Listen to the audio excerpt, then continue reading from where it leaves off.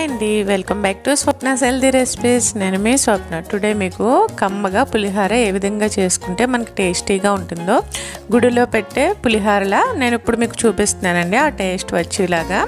So ఈ పులిహోరని మనం perfect tips follow అవుతూ పర్ఫెక్ట్ కొలతలతో చేసుకుంటే మనకి గుడిలో పెట్టే పులిహోరలాగా వస్తుందండి. సో ఇప్పుడు మనం ఈ రెసిపీని ఎలా చేయాలో చూద్దాం.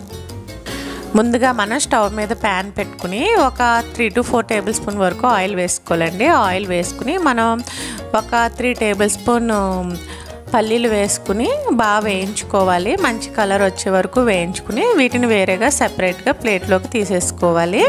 సో ఇలా ముందుగా వేయించి పక్కకు పెట్టుకున్నామండి. ఇలా పెట్టుకోకపోతే అన్నీ ఒకసారి వేస్తే అవి మాడిపోతాయి. సో అదేవిధంగా మనం ఎండుమిర్చిని కూడా ఒక 4-5 మధ్యలోకి తుంచి వేసుకుని వాటిని కూడా ఫ్రై చేసుకుని వేరే ప్లేట్లో సెపరేట్గా ఉంచుకోవాలి. రెండింటిని సెపరేట్గా ఉంచుకున్న తర్వాత అదే ఆయిల్లో ఒక 2 టేబుల్ స్పూన్ పచ్చిశనగపప్పు, 1 టేబుల్ స్పూన్ సాయి మినపప్పు, 1 స్పూన్ జీలకర్ర, 1 స్పూన్ ఆవాలు వేసుకుని మంచి కలర్ వచ్చే వరకు సిమ్లో పెట్టుకుని బాగా వేయించుకోవాలండి. సిమ్లోనే వేయించుకోవాలి, లేకపోతే మాడిపోతాయి.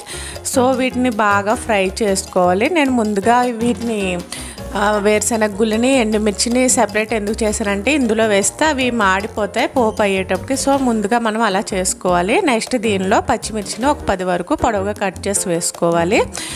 ఒక చిన్న అల్లం ముక్కని చిన్న చిన్న ముక్కలుగా కట్ చేసుకుని అల్లం ముక్కలను కూడా వేసుకుని బాగా ఫ్రై చేసుకోవాలండి. ఇవన్నీ ఫ్రై చేసుకున్న తర్వాత కరివేపాకును కూడా వేసుకుని 2 నిమిషాలు బాగా ఫ్రై చేసుకోవాలి. తర్వాత దీనిలోని 1 స్పూన్ పసుపు వేసుకుని బాగా ఫ్రై చేసుకోవాలండి. ఈ పసుపు వేయడం వల్ల పులిహోరకి మంచి కలర్ వస్తుంది కాబట్టి ఇక్కడ నేను స్పూన్ వేసాను.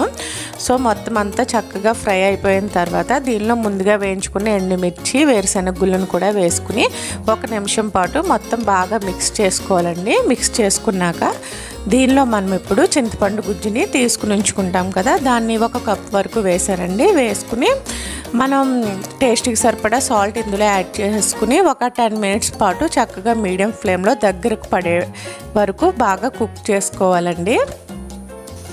ఇలా మనం ఈ చింతపండు గుజ్జు వేసిన తర్వాత లిడ్ పెట్టేసుకుని ఒక 10 to 15 మినిట్స్ పాటు కుక్ చేసుకుంటే మనకి చింతపండు గుజ్జు దగ్గరగా వస్తుంది కదండి. చూసారా పైన ఆయిల్ అలా పైకి వస్తుంది, అప్పుడు మనకి పర్ఫెక్ట్గా కుక్ అయిపోయినట్టండి. సో దీన్ని బాగా చల్లారనివ్వాలి. మనం దీన్ని స్టోర్ కూడా చేసుకోవచ్చు, ఒక 10 days వరకు నిలువ ఉంటుంది.